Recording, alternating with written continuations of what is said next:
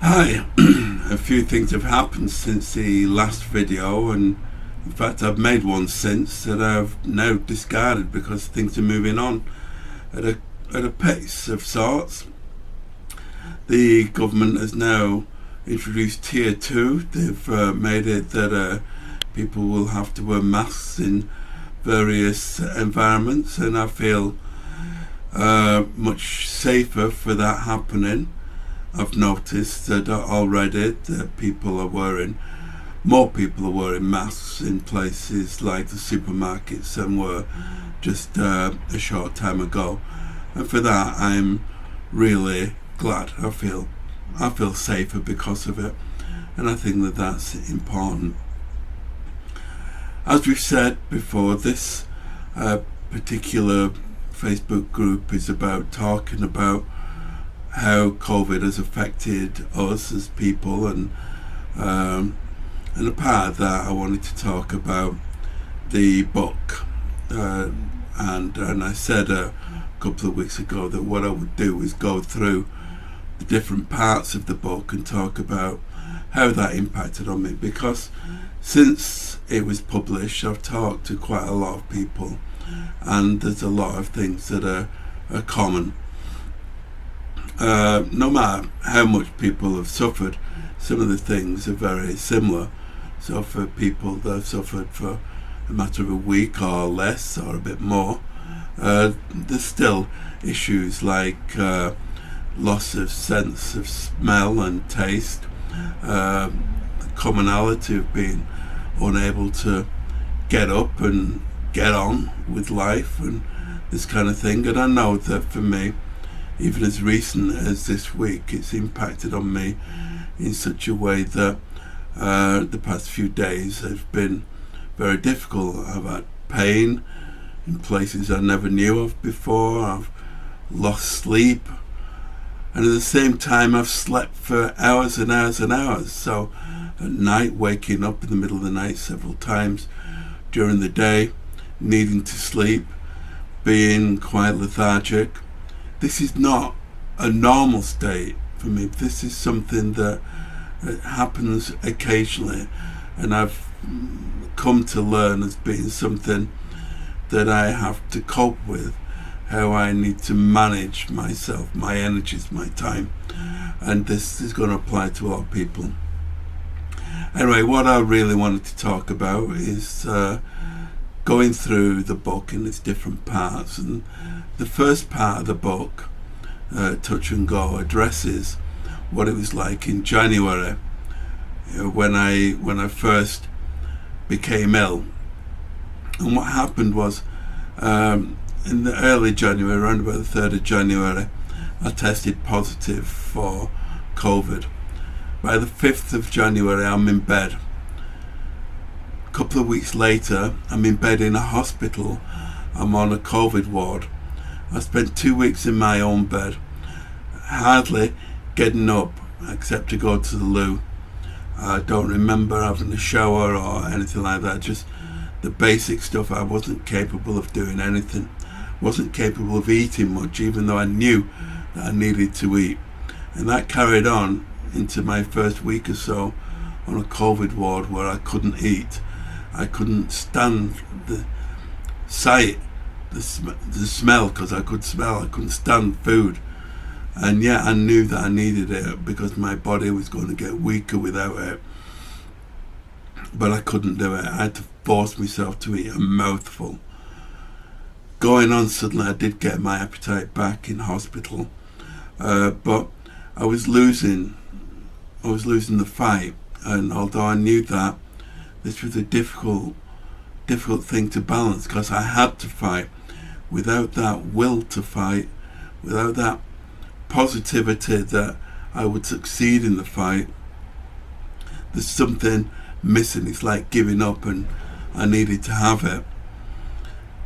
And so doctors were telling me that chances were getting worse and worse. And in my head, I'm saying to them, my head is positive. I'm going to get through this. But without the love and attention and support of so many people, I may have lost that will. I may have lost that and succumbed to the what was becoming more and more inevitable. The odds were definitely stacking against me.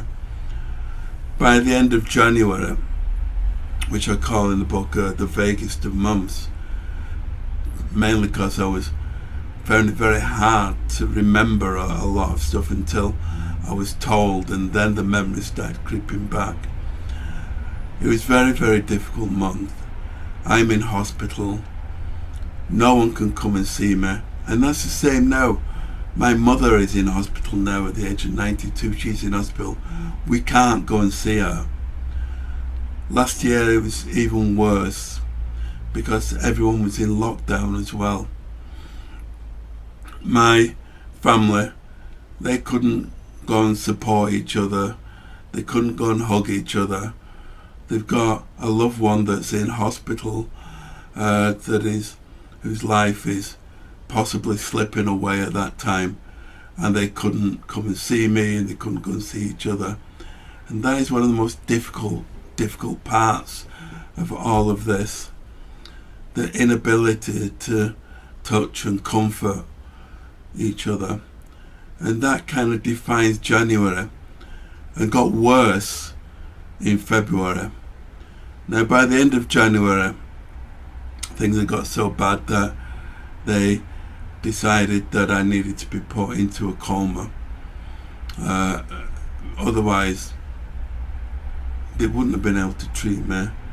The certainty of death was absolute if I didn't go along with a coma. And they allowed my wife, my granddaughter, my two sons to come and see me the day that they put me into a coma. And it was a massive boost for me to see them, but I was so easily exhausted at that time that I couldn't have them stay for too long, even though it could have been the last time that I saw them. It was a very difficult situation. But I was reconciled to the need to go into a coma for them to be able to save my life. And I will talk about the coma over the next two videos. One from the point of view of my wife, who kept a diary, kept copious notes, and I cover that in a whole chapter of the book. And two, my experience in the coma, or rather probably coming out of the coma, where I lived in dream worlds that were so real and so horrendous that they became memories. They weren't dreams, they were memories of reality. It took me weeks to discard them, but I will talk about that in the next couple of videos, which will deal with that very, very difficult month of February, a whole month of coma, coming out of a coma, near-death experiences. Once again, I want to refer to a mistake that I made in the book, where I called Matt Brownell Matt Brownhill.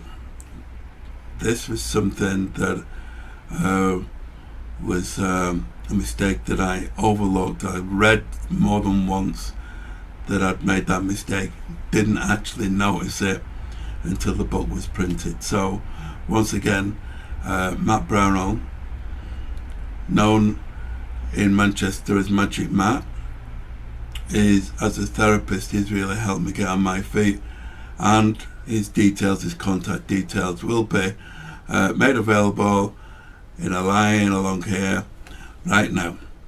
Okay, so thanks for watching, and I will speak soon. One more thing, last week I was at the Rehabilitation Centre, Butler Green, with David Palmer, Dr. David Palmer, one of the consultants that saved my life, with the intensive care unit teams, and I will post the pictures of that at the end of this video. Thanks for watching, cheers, and I will be making another video within a few days. Thanks for watching. Bye bye.